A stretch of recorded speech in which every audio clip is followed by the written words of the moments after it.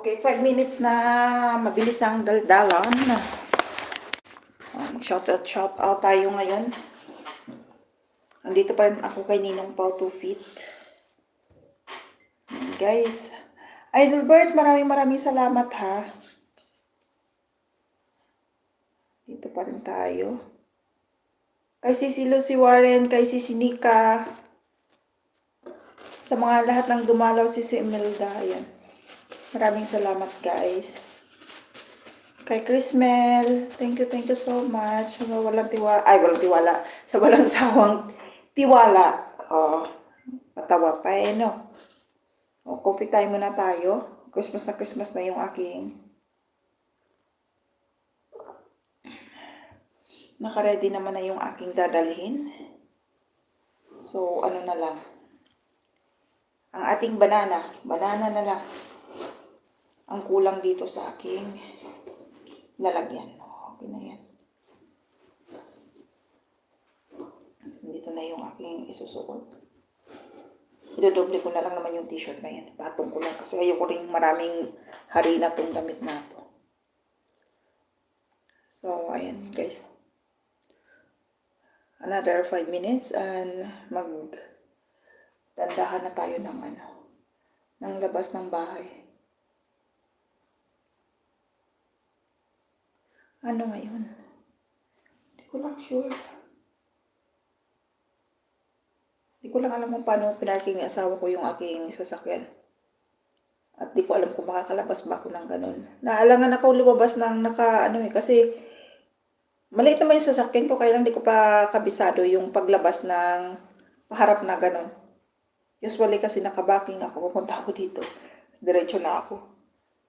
Ngayon titingnan natin kung paano ko ilabas, kaya medyo maaga-aga tayo. Dahil, actually hindi ko na painitin yun masyado yung sasakyan. 1 minute okay na yun. Kasi pinainit naman na niya yun kanina. Nung inalis niya.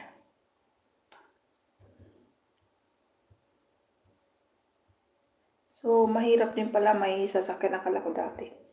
Pag may hindi na ganun ka-stressful.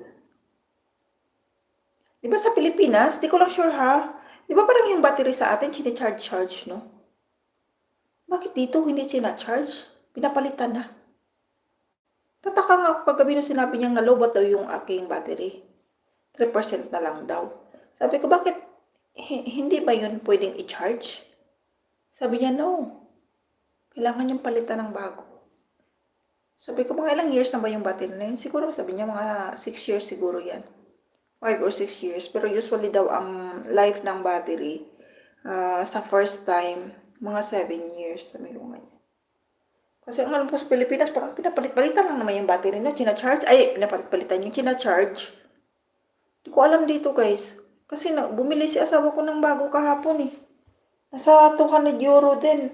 Kung i-convert natin sa atin, parang nasa 13,000 mahigit peso. Yung bagong battery na nilagay sa sasakyan. Kaya nga sabi niya sa akin, huwag kang magtaka na may magbiblink na ilaw doon. Kasi usually kasi pag may warning sa may ng sasakyan. Nataranta na ako, sabi ko, bakit may warning? Hindi ko alam itong warning na to.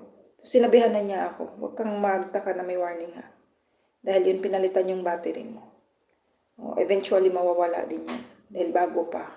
So nandun talaga yung light na yun. Sabi ko, okay. So, yun lang guys. Kailangan ko nang umalis. Maraming salamat. Bukas ang daldalan ulit. Day off natin. Guys, huwag nyo kalimutang dalawin si Life and Sweets mamaya. 1 p.m. dito sa Europe time. 8 p.m. Pinas time.